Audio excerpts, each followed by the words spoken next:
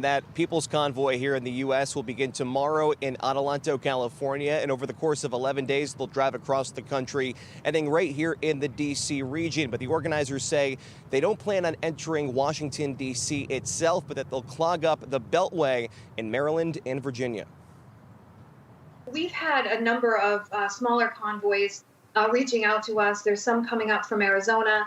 There's some coming down from Montana, from Nebraska, up from Texas. They're coming in from all over the place. Now, here on Capitol Hill, Capitol Police are already making preparations. The Capitol fence, if you recall, that went up after January 6th, that will be going up again with the barbed wire on the top. However, the fence has not been going up just yet. It'll be put up again later this week. Now, authorities also say they're going to be monitoring this convoy that's coming across the country, but the organizers of the convoy say they're working with local law enforcement to abide by agreements that they set with them. Again, this is all supposed to start tomorrow. A lot of people here in Washington, D.C. are concerned, but then there's people like Senator Rand Paul, who is encouraging this convoy and says that they should be clogging up roads across the country. Back to you. Yeah, Logan, what we've seen in Canada, the protesters there, they have demands, right? They want the mandate to stop so they can cross the border without showing proof of vaccination and continue to do their jobs. Are there demands from the truckers here in the United States that could be met that maybe could halt this protest, or is it just going on as scheduled? I mean, they're pretty similar demands here, Shaun. These truckers don't want those restrictions, especially with Canada. Canada right now not letting people who are unvaccinated leave their country. So this really kind of has that similar message. It'll be interesting to see the reaction here in Washington, D.C. We know that Justin Trudeau, the Prime Minister of Canada, has come down heavy-handed, but we know this event is organized. It's beginning tomorrow, and in 11 days, they'll be here in the D.C. area. And keep in mind that a week from now is the State of the Union. All members of Congress are invited. That was not the case last year when President Biden gave his 100-day address. So a perfect storm setting up in terms of the president giving an address to Congress here and these truckers coming in. Yeah. All right. We'll continue to follow that story more. National correspondent Logan Raddick live there at the Capitol. Logan, thank you. Joining us now to discuss is Republican Congresswoman from South Carolina, member on the Transportation and Infrastructure Committee, Nancy Mace. Congresswoman, welcome. Thanks for joining us this morning. I'd like to start with your reaction to the reports of a U.S. trucker convoy forming and heading to Washington, D.C. Do you support this effort? I do, and I support the First Amendment. I support peaceful protesting. We've seen the devastation that COVID-19 and the authoritarian policies that have hurt our supply chain, it's hurt our kids, it's hurt manufacturing, it's hurt our entire country economically. And so I support these folks. If you look at Canada and what they did in Canada, these truckers, I mean, over 90% of them are vaccinated. So what are you talking about when Canada freezes their bank accounts and arrests them? I mean, it's sort of crazy, but people ought to stand up and stand against this sort of thing. And we've seen it here in the U.S.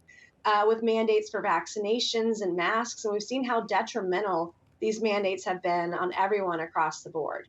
I'd like to ask you about your scheduling plans in the coming weeks. CPAC is happening this Thursday. Do you plan to attend, and what do you hope comes out of the conference?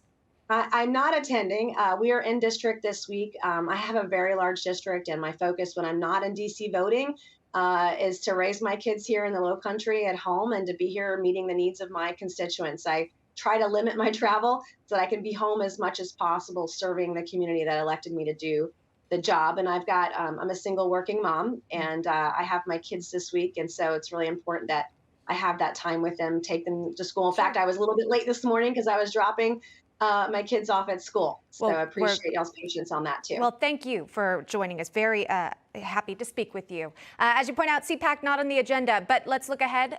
State of the Union address with the president. All of Congress is invited. They do have to wear a face mask if they attend. Do you plan on being in the audience? I'm not attending that either. Okay. So unless the only time I go to DC is when we're voting. Sure. And so I really, when I'm not in DC voting, I'm back home with my kids and meeting the needs of my constituents. I had over 1,000 meetings, my staff and I, in my office last year in my first year. in office with different stakeholders and folks in the district. And so it's year 2, and we got to continue that work that we're doing and that we started last year. And I know you are out campaigning, meeting with voters, as you say, and of course, hoping to seek re-election. You said recently that you could do so without the support of Donald Trump. Talk to me about the decision. How's your campaign going so far? Would you like the support of the 45th president backing your campaign? Well, I didn't have it in the primary in 2020, and we still won.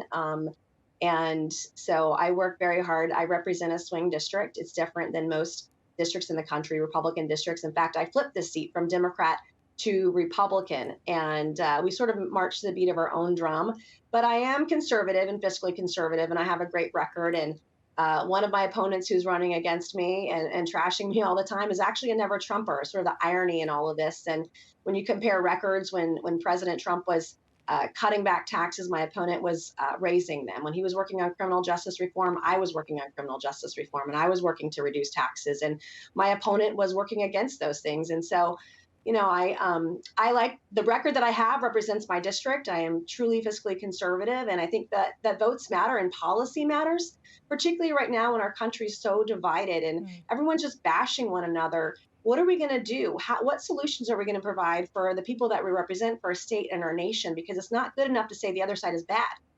Republicans have created spending, and they've been a part of inflation and some of the economic issues that we're facing today. What are we going to do that's better when we're in the majority? And so that's what I'm focused on, is on policy and not attacking other folks. And you can look at my record. It's very strong. In fact, when President Trump signed the First Steps Act into law, shortly thereafter, I had a bill that was signed into law that was a prison reform bill in the state of South Carolina, modeled after some of the provisions within that legislation. So I'll put my record up against anyone's. All right. Well, we will be watching indeed. Midterms this year quickly approaching. Congresswoman Nancy Mace joining us on the program. Congresswoman, thanks so much.